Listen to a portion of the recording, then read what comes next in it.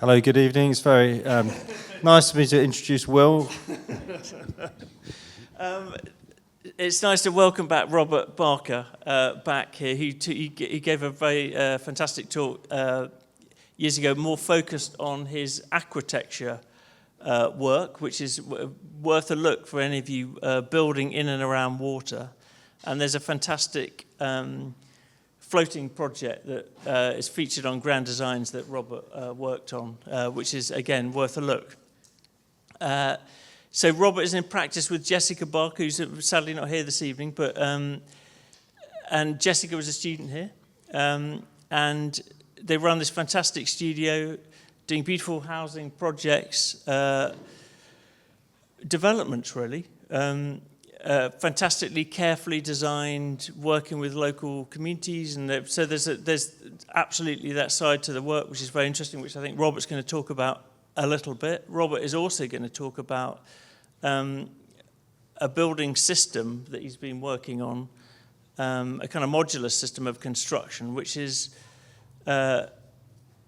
he's interested. He's a technically very interested person, and so it's something that could really challenge the way that we build in the future, and I think we need to be thinking about how we build. And so anyway, it's really nice to welcome you back, Robert, and thank you for agreeing to come in. Thank you. Great, thank you for the lovely introduction. Yeah, as I said, I mean, last time I was talking about flooding, and we've just finished a major research project all about biodiversity in urban areas and the sort of economic value of it and how you can kind of integrate that within different contexts, whether it be central, urban or suburban sites. But I'm talking about modern methods of construction because we sort of have a tendency, we're not very good at specialising in one subject, we just get interested in lots of different ones and think, oh, isn't there a better way we could do this? So a mainstay of our architectural work is small sites. We do have some larger schemes, but we do a lot of what people call small sites, and that's, I don't know if anyone's heard the term before, but it's a sort of government initiative set out about, I think it was almost 10 years ago, and it's looking at the sites all across cities. London obviously is a major one, with the intention of trying to deliver, specifically housing, but delivering redevelopment. And it's generally considered to be sites under 25 units. And I think the plan was that if there was a sort of target to deliver 500,000 homes in 10 years, that small sites could contribute to this. And it's interesting, actually, because the initial figure that they had in mind, which was, I think, about 250,000, and they've obviously scaled that right back because a lot of local authorities realised it was a bit too much. But it's still, the target is a quarter of all new housing to be delivered on small sites. So whilst there's a lot of emphasis on all these big sites and kind of major redevelopment and towers and things like that, it's all the other little nitty-gritty bits and stuff that still need to be delivered.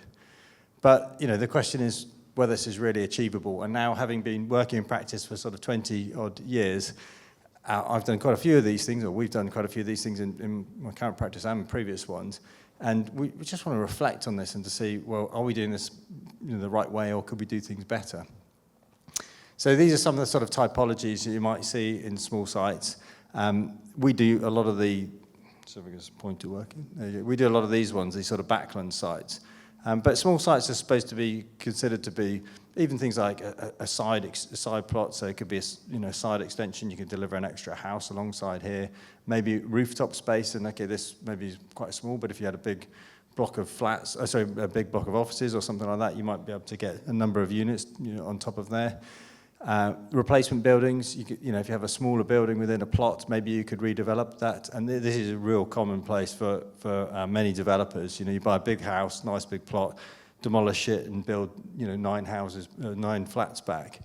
And it's always been that magic 9 number, because that's the point at which you're deemed to have to then provide affordable housing. They have actually changed that policy now. So intensification, so this is about kind of adding to box, putting in the back, maybe putting another building in the back there as well. Conversions, that's a very obvious one, a lot of conversion of office buildings and things. Corner plots, those little bits that are left with a few trees and stuff on the corner that maybe could be used for development. And infill, you might have a tight little spot between 2 plots here, and maybe you can get an extra unit out of these. But the reality is that all of these projects are really, really complicated. So you could have a major project and you're working on a scheme for sort of 60 houses, and it's almost the same amount of work that you might have to do to develop this one project here. And it's very hard for people to get their head around this sort of thing. But as architects, if any of you actually go into working on these sort of small projects, you'll soon realize that you've got to really think about what your fee and how much you need to be paid to do this sort of work, because it is so hard. So these are some of the ones that we've done over the years. And I've just put this little tag up here, which is basically to say which of the ones involve modern methods of construction. And so modern methods of construction are effectively anything which is sort of non-traditional build, so prefabricating elements of it, maybe even making the whole building off-site and delivering it. And I think when you look at this, you sort of think, gosh, really, I mean, like that. I mean, I actually had to think about this because I was thinking, what modern methods of construction did we do in this one? And that's actually Jessica's there, and that's our own house, and this is our first architectural development we did, where we did our own house and two next to it.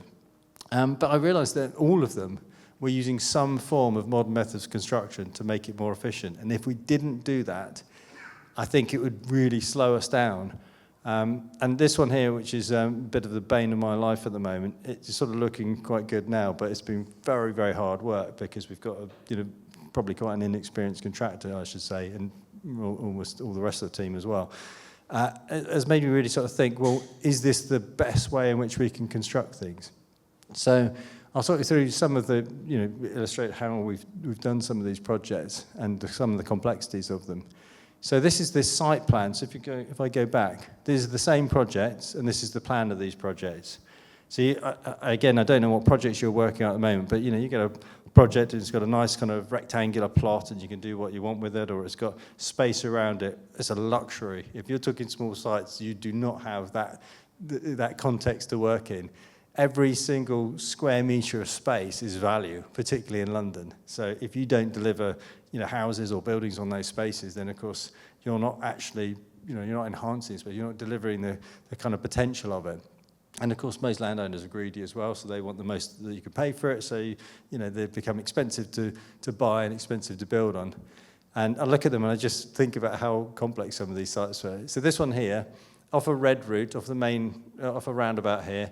We were quite lucky because we had two entrances here, but we had an entirely built-on site here. We have buildings. You can see these are the back gardens of some of these houses here. Some of these are built right up against it. This is right up against it. This is against it. These are all buildings right up against the boundary here. And when we actually carried out, we had to work with all of these neighbours. We had 32 different neighbours to deal with. This one here, I don't know why we keep working on these, but once you do one of them, people go, oh, you can do this sort of thing. So do you want to do another one? I say, no, I don't. I want to do something easier. But anyway, you go where the work is. And this one here, same sort of context. We've got a sloping site and all these neighbours around here. And yet, how do we get a few houses into here? I mean, it looks, it's quite a nice site. It looks really opportunistic, but it's really complicated. And even this one here, which we've got lovely, tree-lined streets around here, big back gardens and stuff. The reality is that the building is the entire plot, which means we've got nowhere to store any materials, nowhere to deliver anything, nowhere to put any scaffolding up. Yeah, this is really complicated stuff. And you can see the same thing on all of these. And this one here, we've actually had to take the council to judicial review, which is where you basically have to appeal to the king to complain about the council's actions to be able to get us to be able to proceed with the development. They granted just planning consent for it, and then they wouldn't give us the conditions or release the conditions for us to be able to get on with it. And it's because it's complicated, because it's on this main road here. You've got a route through here. You've got a big M&S building with deliveries, always active. Where are you going to put anything? How are you going to build this? And I know these are probably not the most exciting things to think about, but they are such significant issues when you're actually dealing with these things. And if you want to build buildings, not just design them, you've got to tackle this stuff. And this one is probably the most complicated one, I would say. This is in Greenwich. And this nice straight line here is because this is where the railway line used to go. So there's a cutting here, and they filled it in, and we basically had the old walls of the cutting on the side here, and then at each end here is a tunnel. So they built the road over the top, and we've got these tunnels on either side. And anything you'd start putting on there's a risk that you might actually cause the whole road to collapse. So, that was quite an intriguing one. So I'll just jump into this one. So the sort of things you might have to deal with. So this is just one we're working on in Woolwich, and I'll be honest with you, nothing much has progressed on this one for some time because it is so complicated, and reality is that it's marginal in terms of whether it's viable to do the site or not. So you've got this narrow access point here. You've got a drop on that side here, so this is about 1.5 meters, 2 meters lower on this side, which means that if you bring trucks in and out of here, there's a chance that you might cause this wall to collapse into the garden, so we need to make sure that's structurally sound. Then around here we've got retaining structures all the way around the back here. I mean, you can see it looks pretty awful as well. It's a bit of a mess. All concrete slabs, so these all got to be broken out, so you've got to cause vibration through here as you're doing this, and you've got buildings along the back here. Sloping site along the back here. Underground sewer cutting through here, which obviously we've got to make sure we don't cause any damage to. And you can see from the pictures, it's not the most salubrious place, and you've got cars parked everywhere, and somehow you're going to have 20-odd construction workers come along here and park up here and go in and out of the site all the time, causing a nuisance to everybody. You can see some of the pictures here. We will get around to this one, but it's a complicated one. So the sort of issues we deal with, I've just highlighted some of the key things. Access and manoeuvring is a massive issue for you. You can see that from some of the sites. So the normal process in construction is that you deliver materials, you have this has got a telehandler here. You can see it's got this big long reaching arm, conveniently lifting things up onto the top of this building. You might have a crane. This is actually a special city crane. I don't know if you can see these little pads that it sits on. And that's so that this is actually sitting on part of the building that we've already constructed underneath. And it's the only way we could actually get anything to move it. And it basically sat in the middle of the site and spun around, moving piles of bricks and materials around from each one. And the guys used to go in and out, up and down on these. So this one you can see this one's traditional. This one's actually made all out of timber frame.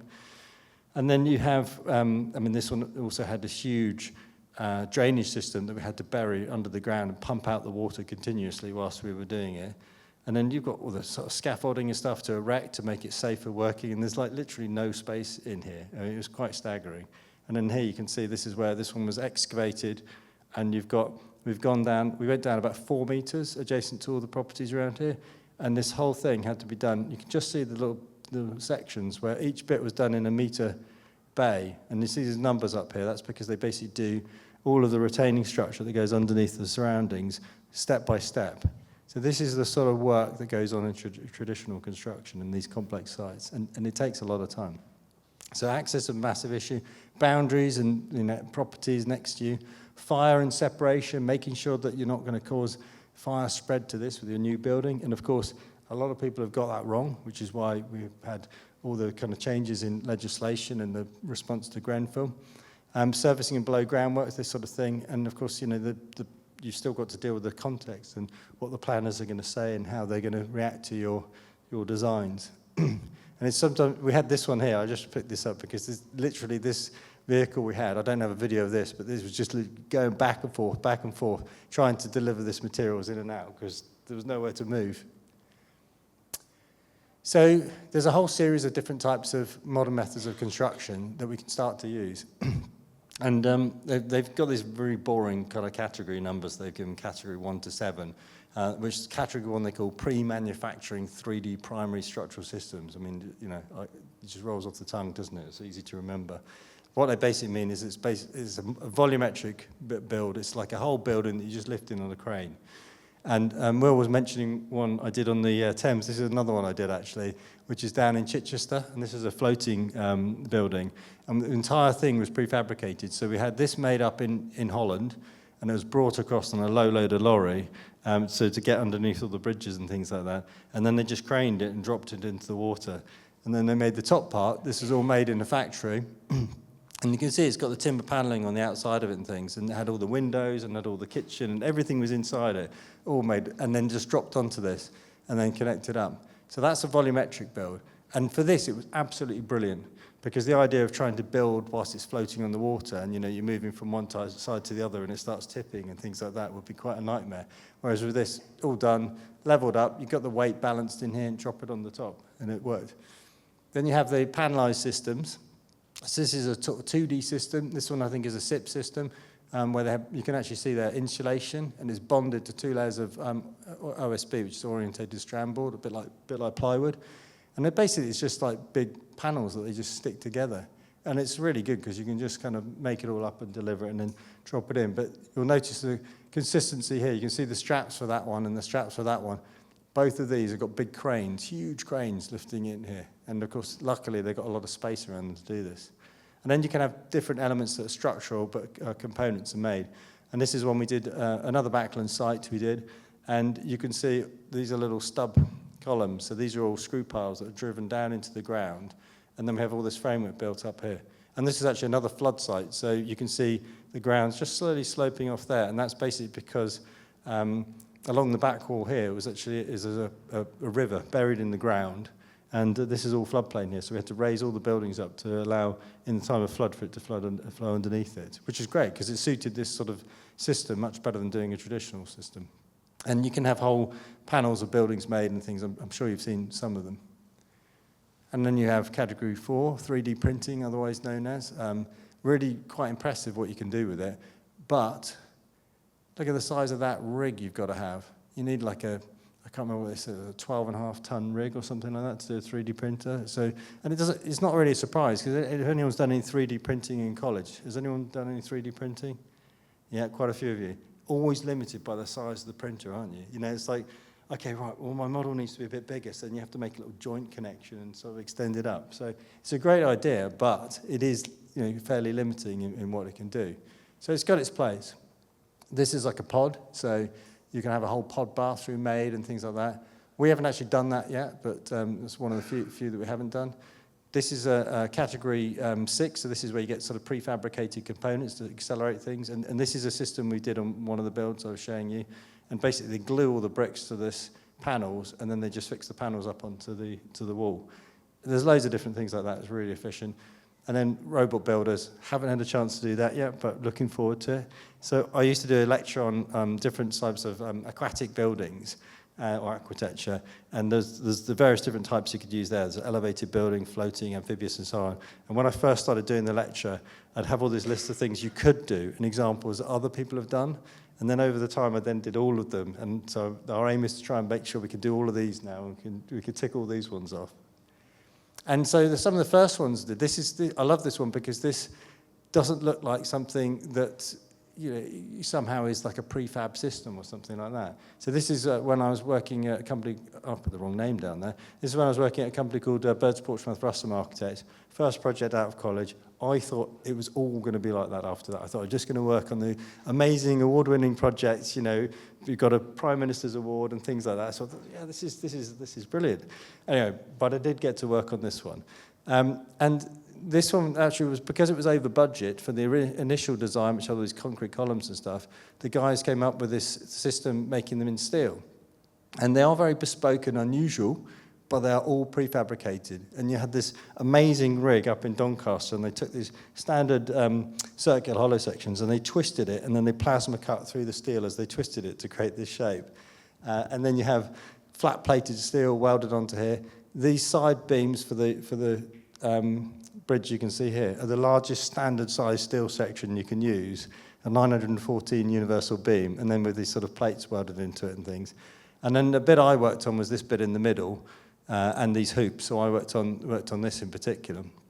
And the hoops are all exactly the same, all very bespoke in their design, but quite unusual in their shape. And you have this little cutout here for a light to work and stuff. But the cleverness of it is really the fact that you have a standard hoop, and to make the tensile structure work, you just oscillate them. So one goes one way, one goes the other. And by doing that, it creates a twist in the fabric that they could then tension the fabric, and then that would tighten up around it all. And all of that, again, was prefabricated. And these guys, they came to site, and it was like the sort of, this like East End, what do you call it? Not haberdashers, the people, with their sewing kits, kind of pulling this all in and tightening this up, each one bit by bit as they went along. So, and I thought about that. I thought, that's amazing. That whole thing was prefabricated. And the reason why it worked so well to be prefabricated is, of course, we need to build it across a road. So closing a road off for any period of time is a bit of a nightmare. And also it's a school. We had to get it open in time for the next season of school. So it's a really good example of how you can make these things work. And then I did this job for my parents years ago, and again, seemed like a very bespoke solution, but all of the glass, all of the steel, made all that prefabricated. Even these concrete panels that went around to form this sort of structure around the garden area. There was a guy who made them in that barn over there. I don't know if you could just see. And it was one of the neighbouring farmers, and we had a very strict specification. He had all the stainless steel reinforcement laid out, and then you could go and check it off, do quality control on a farmer making stuff with panels and things. And you know, but it was the most efficient way of doing it. I've mentioned this one, so I won't go back to it, but you can see there it is in the factory being made up, nice big clear space to actually fabricate it and put all the structure in place. And then in terms of the small sites, so this is one that I mentioned before. This is the most complicated one. And our client insisted on making it out of SIPs. It was never a SIP job. It was never one of these sort of, you know, these insulated panels that I was mentioning, because it was too complicated. But they insisted on making it out of SIPs. They found a company that's going to make it, and then they said, we'll do the SIP, but it's going to be 60% timber frame. So it was SIP by word only, really. Most of it was just timber frame. But all of these panels could be made up off-site. So the brickwork's obviously done on-site, but all these panels were pre-designed. And it was such a complicated design because we had all these are just different flats, but then that one went underneath that one, and we had a fire enclosure underneath this part here, and then we're also building up against it. But in a way, having them prefabricated was good because it meant that we knew it was just going to fit and work. And when you're that tight, and if you sort of did this traditionally and you suddenly find that it grows a little bit beyond here, then you wouldn't work. And because this is designed for adults with learning difficulties, everything had to be designed for wheelchair access, and we've got all these sort of ramps and special widths for turning and everything like that. And there was literally no tolerance on this site at all. You could just make it from one end to the other with the right level gradient and then through to the bit beyond. I blame the architects for such a stupid design, but we managed to get the most units out of that site that I think anyone was going to do. And the reason we have those funny shape is because you've got all these windows and things like that we had to respect to make sure we could get light over the top of them. I think it turned out quite well. My only disappointment is that we'd specified brown solar panels that matched this, and then they didn't do those, and also they put these horrible TV aerials in, but unfortunately that's the joys of design and build. You can't have control over everything. This is another one where we've got a refurbishment. I probably should speed up if I'm going to talk about this system. Where we've just actually got planning consent literally this week for this one. And so we've did this building next to it. This is Kaolin Court. So we did that one a few years ago. And that was all done out of timber frame. And then we got, so the neighbour said, well, you got that one, so can you get me planning consent for this one? So we said, okay, we'll give it a go. But this is quite a decent building. It's not particularly attractive, but we thought, well, can we use it? And he'd had other architects look at it, and they'd all looked at demolishing this building. And we just thought, well, that seems a bit, of a bit of a waste, really. I mean, there's nothing structurally wrong with it. So we ended up with this idea to go up and over the top of it and then extend out the back. And so we got these additional houses around the back of it here. But I think the thing that was a bit of a breakthrough for us is we just kept looking at this building and thought, this is so ugly, this building. It just doesn't work. And then we came up with this idea of putting these little angled soffits and fascias on the side of it and then extending it. So we basically, you can see the top of it there, and we just extended it a few courses of brick, put these on to reproportion the windows of it, and then we've changed a few other bits and pieces. And suddenly you think, oh that actually looks all right now. So, excuse me. And I haven't talked about MMC on that one, but I mean, no doubt the buildings at the rear will probably like to be timber frame. And even in this one here, this has these steels that were all prefabricated with angled plates burnt into the steels like this, just to pick up that junction. So when you draw these things and you sort of think, oh yeah, that looks really good, someone's got to build it. And the builder looked at us and said, you need to tell us how we're going to build that exactly, because we're not doing this on site. And so we had to work out exactly the steel, and then there was a plate welded into one flange of this on a funny angle. And it wasn't perfect. We had to remake these windows, I'll be honest with you, because it ended up being about 50 mil shorter, and we'd pre-ordered all the windows. I think we were being a bit ambitious with it. But in the end, we ended up getting these frameless windows instead, so it cost us an extra £1,000, but it looked better. So. Again, this is the one that I was mentioning, all prefabricated. all of these panels, we actually won the UK Facade Award for this one. All of these panels there's 4 different colours in it, and we designed it to be all cut from standard sheet sizes. And so we actually designed the buildings and the spacing for the buildings around standard sheet sizes. I know it sounds a bit sad, but it worked really well because it just meant that we could be super efficient with it and minimize the amount of waste for it. And they're not actually standard sizes. I think they're about 1140, whereas a standard sheet size is 1200. But it's very minimal waste for something which would fit really nicely with our system. And again, we could, work out all the different trims and stuff that we need. And when they actually, set the building out, it was a strange thing because normally you'd sort of just, you build the building as you're going, but they had set all the frame out, and then they had to put all the trims in and get them all positioned perfectly. And then they had to adjust the windows slightly because the accuracy on building is just not great. And so we had to give lots of tolerance in it to maybe be able to get them to achieve something which looked exactly the way we wanted it to look. And it's because it's really hard when they're building and there's just like mud everywhere and there's, craziness going on, a scaffolding pole sticking in your way, and you're trying to actually do this accurately. But they did a good job in the end.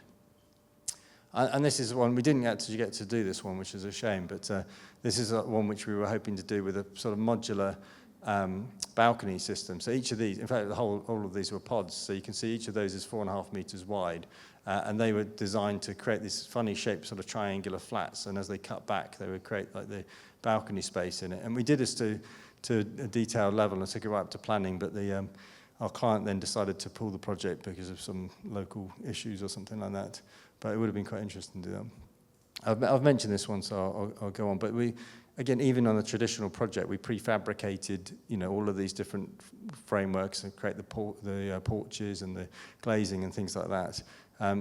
Again, because it just meant that we could control the quality of it and get the aesthetic we wanted to.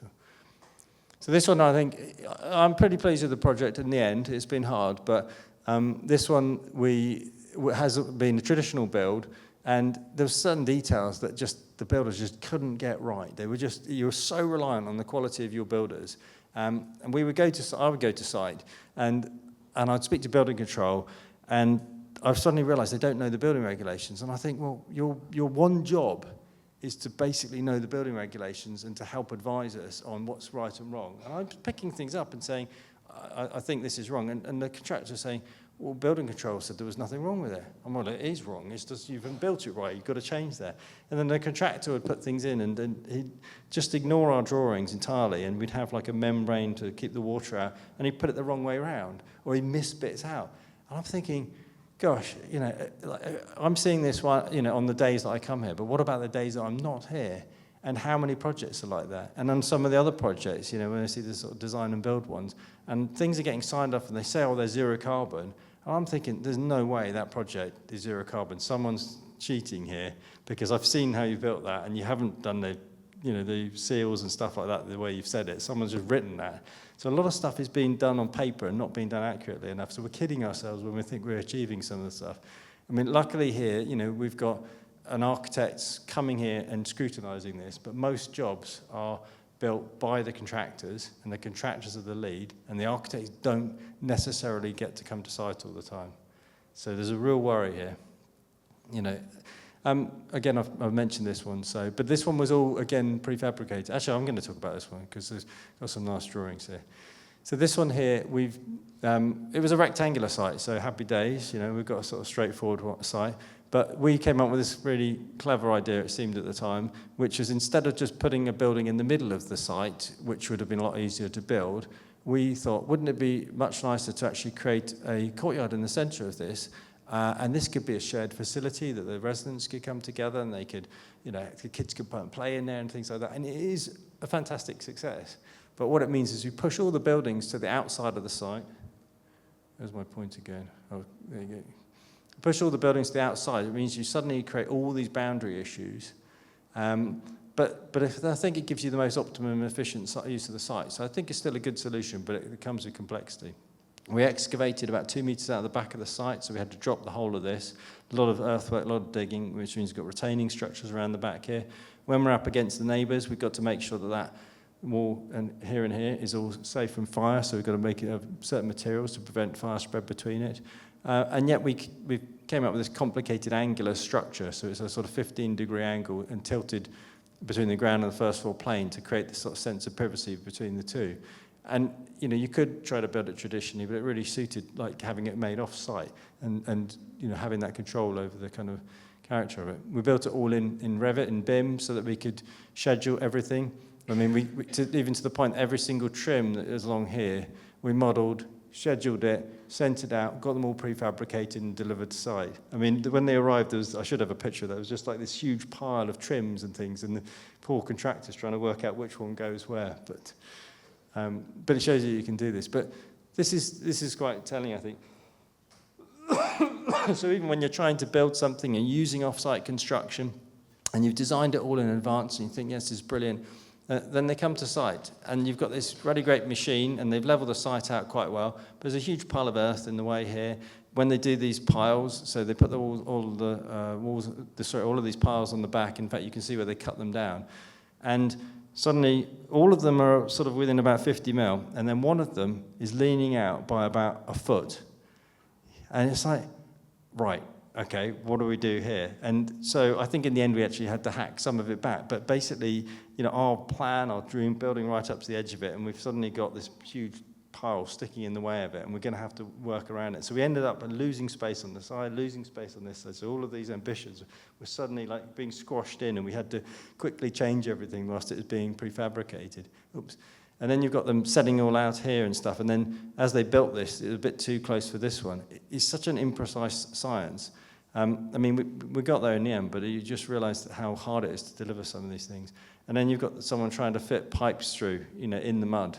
And sometimes this mud, when you walk through this mud, you'd walk along, and by the time you walked out of sight, you were about a foot higher because it was stuck to your shoe, and this clay is disgusting stuff, and you basically just you can't get away from it. And you think, oh my God, they're asking them to set this out. And that is there because we want our toilet to sit exactly on there. And so it sits in the middle of the room, which is going to be this wide, so that we can have it aligned with the mirror or whatever it might be. And you think, those poor guys are trying to get this all right.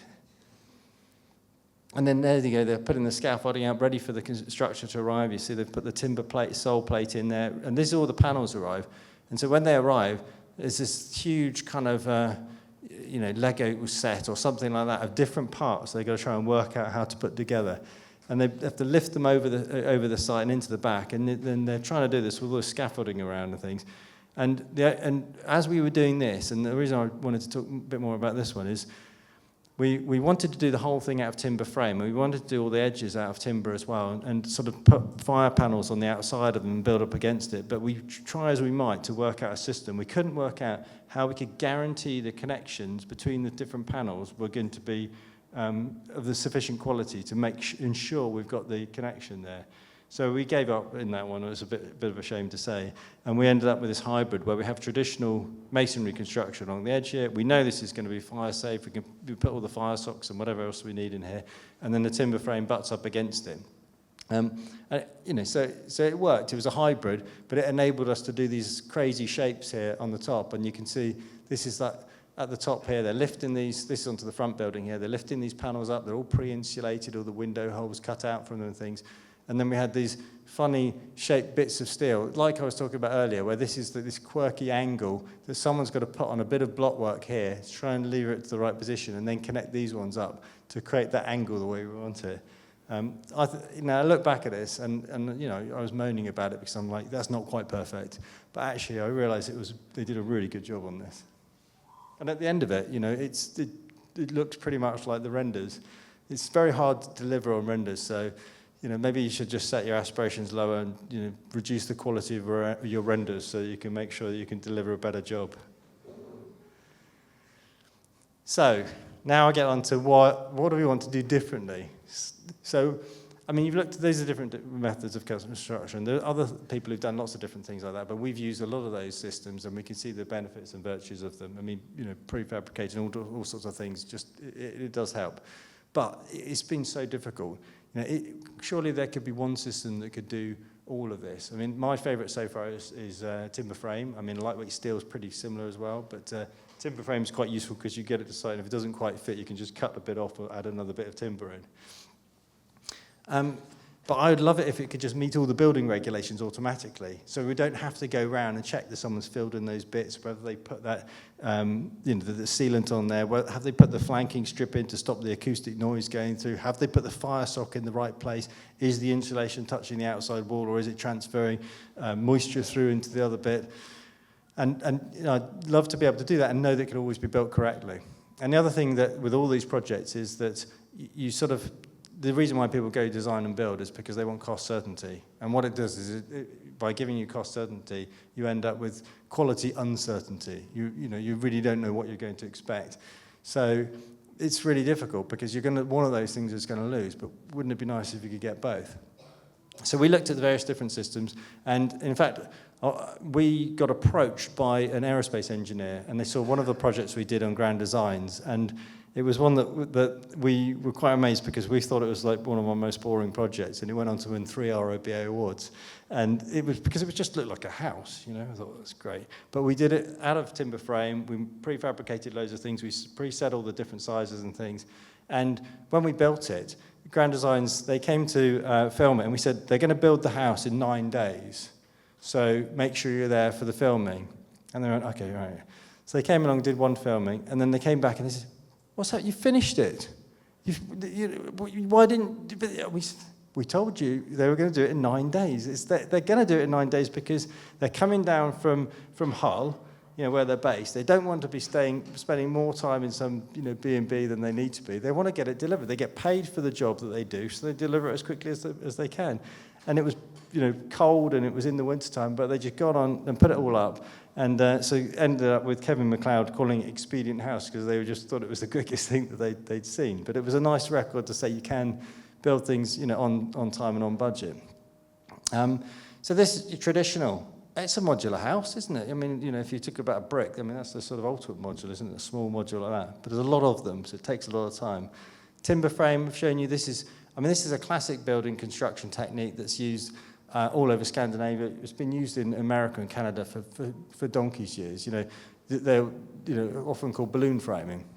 Panelized, that's the one we've done quite a lot of, where you basically make the panel, you put the insulation in, you can have windows connected to it and things like that. As you see, as they go along, you need bigger and bigger machinery to start to lift these things into place. So we're using a telehandler. When you get to the SIPS panels, you often get to sort of a slightly heavier construction things. So we're then getting these sort of mobile cranes and stuff. And then you get to the modular builds, and you often have quite a big crane to actually pull these in because the weight of these can be quite heavy. So they're great in concept, but they have their complexity to them. And whilst you can control the quality really well, they often end up being quite expensive. And there's some real scare stories about some modular ones, but I won't tell you about that. So we're working with this aerospace engineer who saw us on Grand Designs and said, look, I need an architect. I've got this great idea, and would you be interested in joining? And we thought, you know what, you've just come along at the right time. This is exactly what we've been thinking about. We've been thinking, we were fed up with this, and we just did this one and realised how good it was, and you can win RBA awards as well, which is nice. So we thought, this is great. How far can we go with this? And so this is something called BYGO, and it's basically like a combination of some of these different things. It works on the basis you've got panelized systems, you've got pre-insulation modules and stuff like that. They're smaller modules, so you don't have to have some of these bigger machinery to lift them into place. But they're small enough, not as small as bricks, but they're small enough that you can actually have the flexibility to design different shapes to it and stuff. So we call it a sort of cellular building platform because they're like cells that all integrate together in a sort of vaguely organic way. You have one module, standard module. This can then be connected together. So we've got 110 different modules, although there's only, I think, 16 different types within this, and that makes up a 2-bedroom flat. This is done as a sort of example. It's quite expedient because it was quicker just to create a series of these different flats and stack them together. But in principle, you could change the shape of these and have them with bits sticking out, left, right, and centre and stuff, and you can see all the little connection details and things. And so a whole building can be made from these sort of modules. You've got wall modules, partition modules, window modules, all of these different things with just a standard interlock system, which is obviously a bit like this. And you sort of think when you're a kid and you kind of play with Lego and stuff, you sort of think, why haven't they made a big Lego system for it? And I think the difference between what we've been working on this system compared to others is it's so holistic. So this is the sort of framing system. You've got fire panels, you've got your insulation, another fire panel on the outside. Then you've got a hanging frame system to be able to put your external cladding onto that. Then you've got an internal framing system that you can then have all your services runs, and then you've got your internal finishes can go onto those. So this is an example of it. So you can see here you've got like, this is all the different framing elements of it and the interlock connection to it. So each of these parts is very much like the sort of Lego system. And yet, because it's all factory made, we can completely control the quality. We know that it's built exactly to the right tolerances. We know that it's going to be meet all those different requirements. And I'll be honest with you, we've only just, at the moment, getting funding to do some of the testing, so it's very exciting. So we can actually demonstrate this. But once you do this, you don't have to go and test a site or test a house at the end of it. You just know that it's going to be, as long as you build it and connect it, it's going to work. Oh, I look, I've got a repeat there on that one. Let's see if I can skip through, just to reinforce the same, how well it works. And what we realized is if we do this, we can actually standardize a whole lot of things. This is not going to replace the rest of our work, by the way, because those projects are too complicated. But it's going to replace maybe that last one, the simple one I was moaning about, that I think we could do better. But we're thinking, well, we could actually just integrate the planning laws into this. We could, you could take your customer brief and you could use a computer system that would actually take that brief and it would actually design it, and it would take the modules and it would start to relocate the modules and position them and things. And we could even potentially get it so that you could have a Google Earth map and you could give it a site plan. It could actually start to set out the plans for it. And all of this because it's standardized. You could do it with the other systems, but we realized that this could really revolutionize things. And of course, if we know that all the connections meet the building regulations, then it means that you would just have a certificate at the end of it. You'd actually have an exact replica of your building on the computer before you even get to site. And so we thought this is complete changing the way you can do it. So you can see here a standard module could be changed to make a flat, could be extended, could be make a house. We've got stair modules. We can extend to be made to a garage, a gym, an office, a school. So we've just made it as a complete system that could be interchangeable with anything. And this is a little video of some of them coming together. If it'll work. So we thought, because it's a bit like Lego, we'll make some, so we did use our 3D printer for this, and made some of these different modules. And you can see it's got the little connection hanging rails on the outside, which is where the cladding panels sit on it. So you can basically change the different cladding to it. You can change your window format. You can have swap a window with a door, move a post, step the details out around. We've got floor modules and stairs and things like that. Everything's sort of all part of the same system, even to the point that we can add internal systems. Kitchens could be prefabricated and hung onto the framing system for it. And so these are some of the sort of, the technical details behind it. But you can see different cladding systems. So we're in the process of actually building our first one. It's not this one, but it's just another example of it. And these are just some of the different designs and stuff that we've shown people that you can do with it. So you can have a whole housing estate that has different, different materials on it, or you could have one building that's customized by one customer, another by another, and so on. So people can have total agency over what they do. So you see, in this situation, I imagine the architect role becomes more of a sort of custodian, maybe someone perhaps to help to plan, to shape it, and work with the community and things. But people can actually have agency and design over their own buildings. And so this is the one we're working on at the moment. This is a bid we did actually for three houses here. Same system. We worked it in BIM and just quickly adapted it to make sure it fit the site.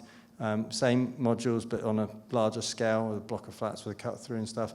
And this is one which will be the first one we build, which is just a bungalow on a site we're working on in Hereford. But again, you can see how the different modules stack up, and the raft is set up, and we have solar panels integrated and things like this. So we're quite excited. It's much more orthogonal than some of the other ones, but we think if this uplifts some of the standard of building and it helps us to deliver housing particularly where architects aren't in charge of things, where we've been looking to design a building, we're looking to contractors. Why don't we as architects have some control in this and help to shape this a little bit? We're not going to get those jobs anyway, and then we can do the really complicated things, all the refurbishments and the renovation jobs that we've got to do to keep the embodied energy in existing buildings, or we could do the wacky and complicated ones.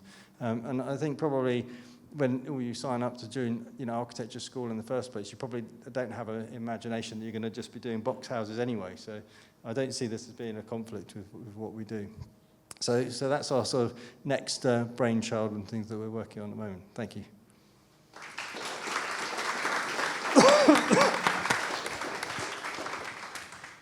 Thank you very much, Robert. Would you take some questions? As long as they're not too hard.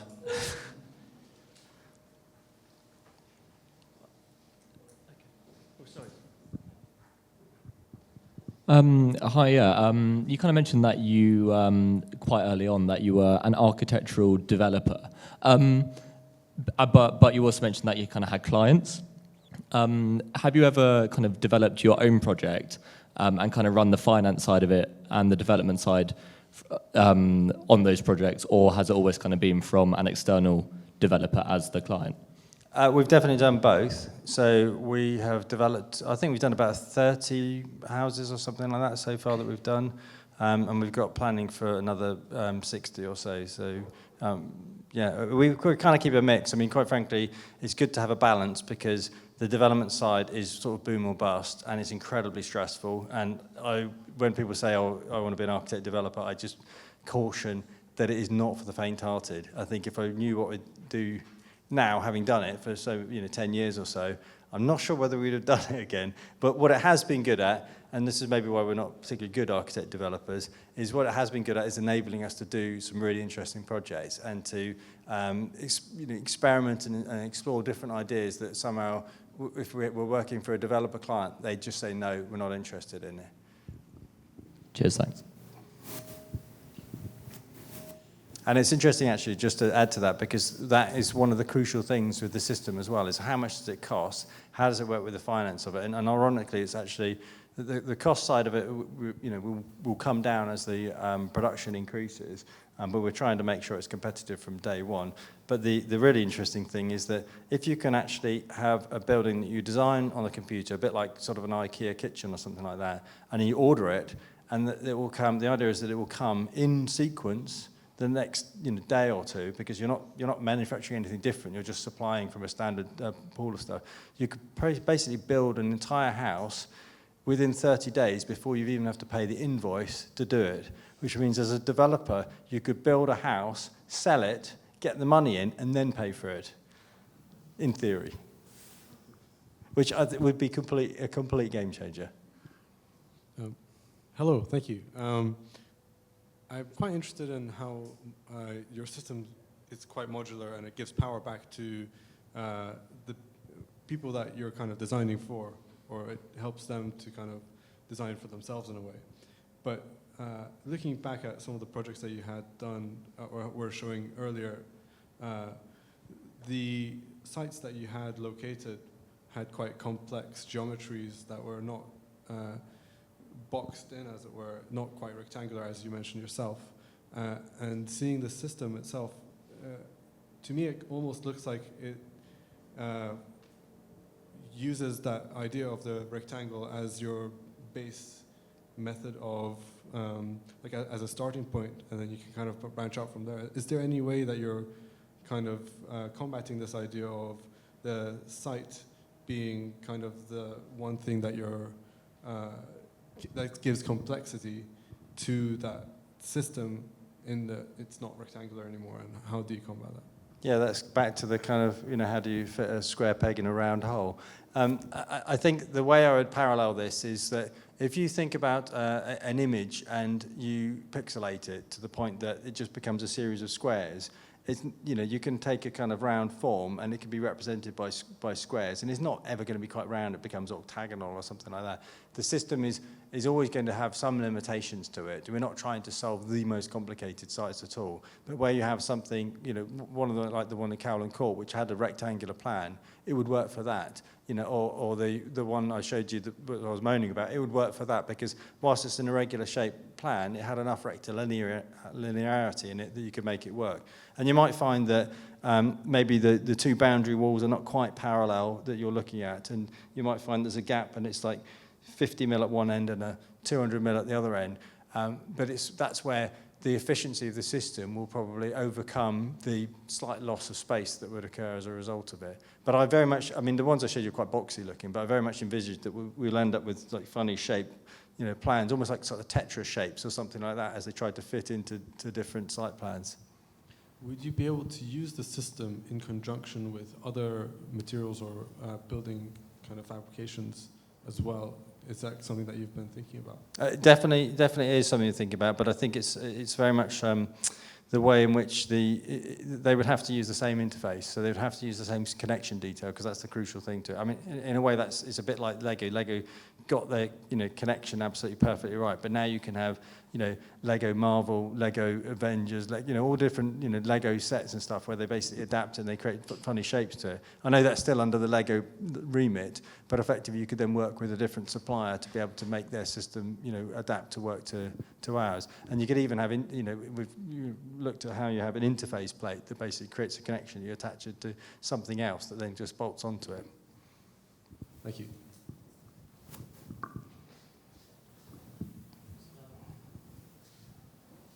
I actually had a question which was, oh yeah, sorry, no, you first. Thank you for the lecture. My question is, I understand this is very much in the early phases, but what challenges do you foresee from this being implemented and scaled out at a more commercial scale and a large commercial scale?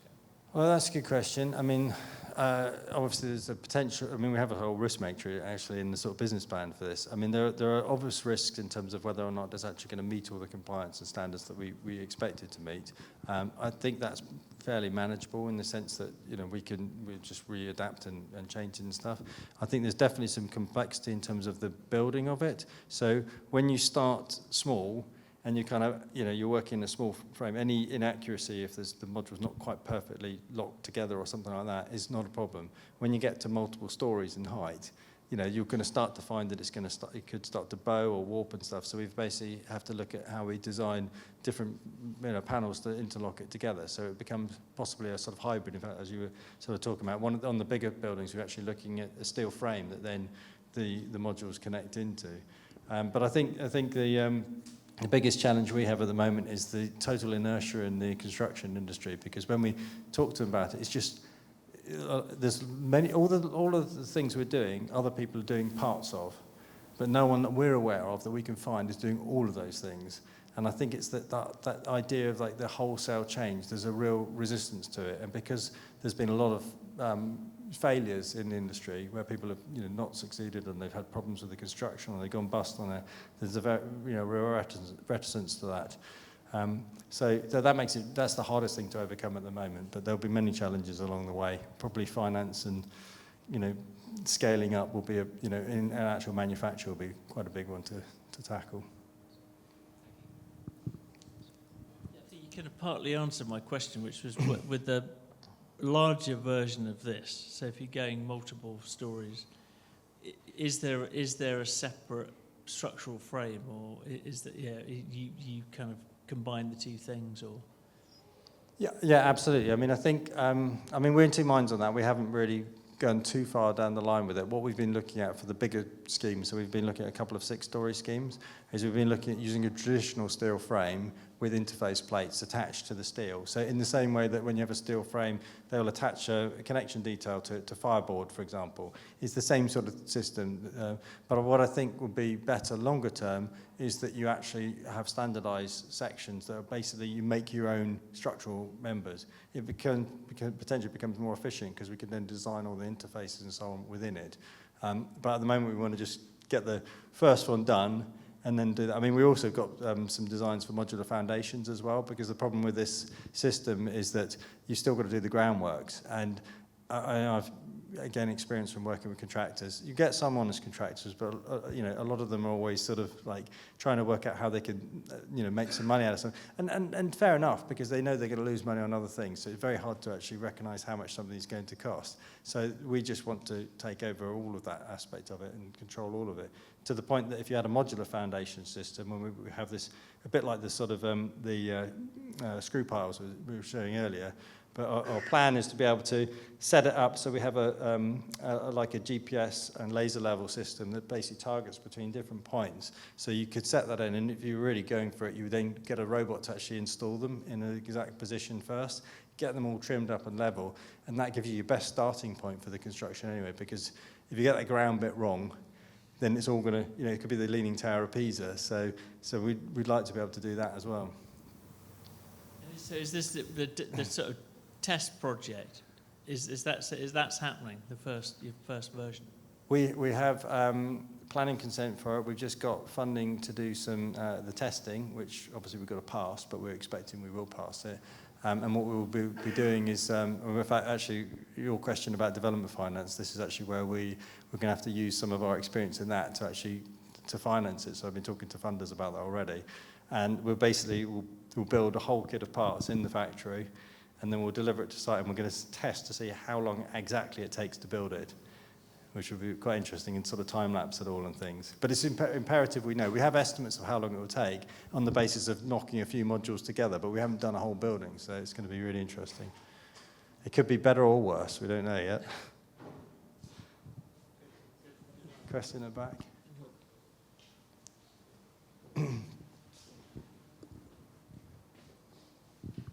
Hello, thank you very much for the talk, all very impressive. I just wonder, a lot of the aspects that you've talked about are naturally going to be sustainable, so building, constructing off-site, all that kind of thing, prefabrication.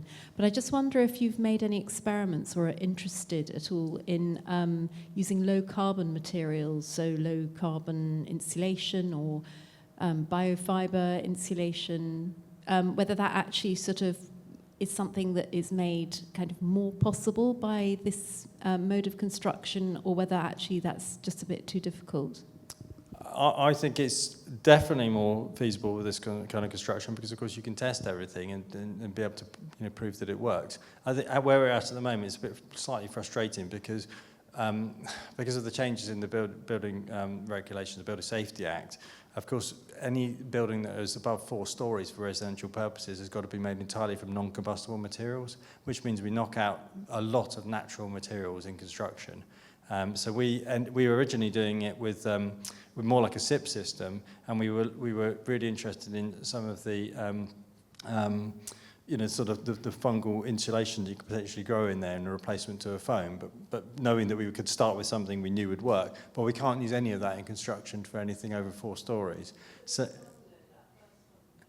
yeah, but the point about this is you have to there's no point in developing one system and then doing another, because the costs of manufacturing this and machining those parts and then doing the tests is so high, we have to design it to be able to work for all of them going forward. So we end up having to make a decision that we are going to do. It's a steel system now, but we're having a sort of a target for how we can reduce the embodied energy in the steel, how we can reduce the consumed energy in it. But because any building that is above 4 stories at the moment is basically built from steel or concrete.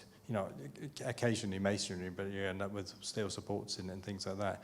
I think the industry will change over time, and the benefit of actually having a system and a sort of manufacturing process is if you can demonstrate that it is compliant and it's safe, then I think there's an opportunity to change it. But just right now in the industry, there is no appetite for bringing in within the sort of building safety sphere, there's no appetite for bringing in new materials and things. They just want things that are tried and tested.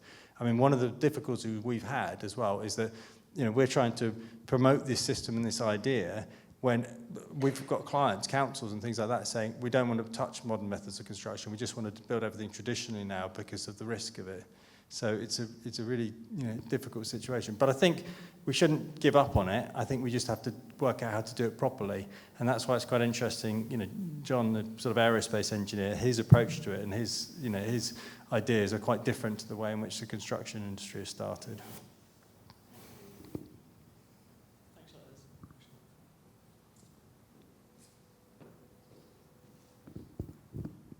These are all good questions, by the way, so it's really good test. Hi, so I'm interested in how was the BYGO system invented? What kind of research did you do to get to this stage? And also, if your first tests are successful, how quickly do you think this system can be rolled out? So in answer to your first question, some of it is born out of, however many 25 years experience and of using different systems and things. Others it is born out of looking at different systems. We spend a lot of time working on the technical details of it. So the concept is quite simple. It's basically you have a standardized grid and they're locked together and they can make all different shapes and sizes. There is some complexity in it because what is the exact precise measure of that module? And the rectilinear grid is actually fairly straightforward. It's 1200 grid, but it goes down to 300 modules, and that works really well with lots of different things. The vertical one is different.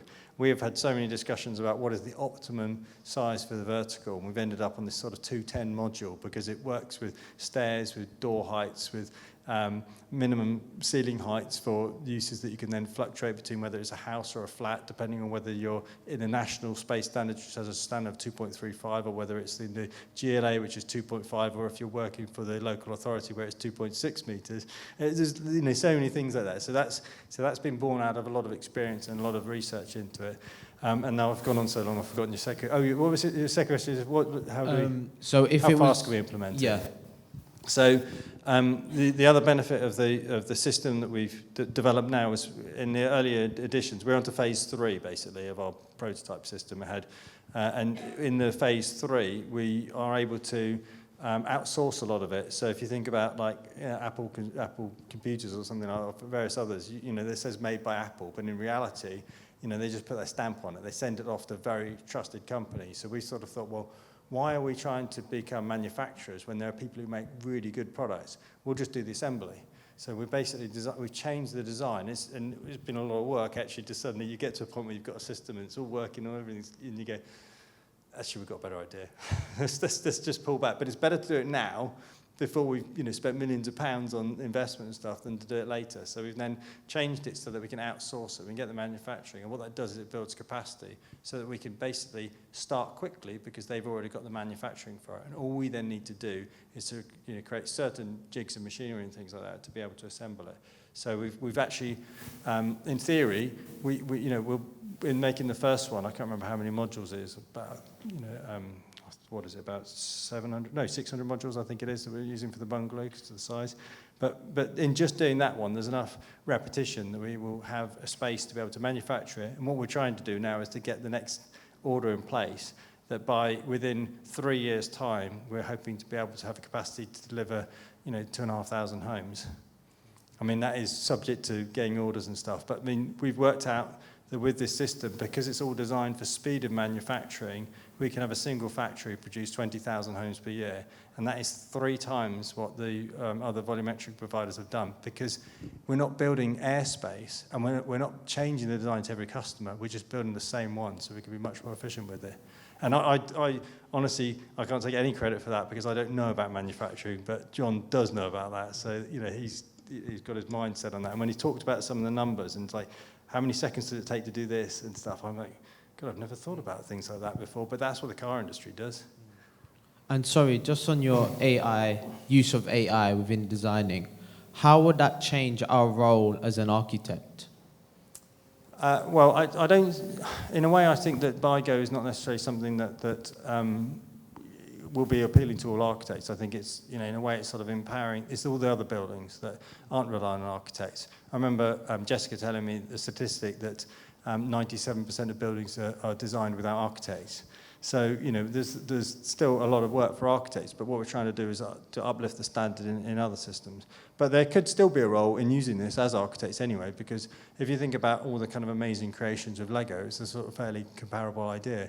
That actually, I sort of see this as like Lego Classic, where you get this sort of real crude blocks and you kind of make it look a little bit like something cool. But over time, there will no doubt be different, modules and things that we can make kind of bays and curves and shapes. And even just to the point that, we could have a 45-degree or a curve. We could suddenly make kind of funny shaped buildings with it.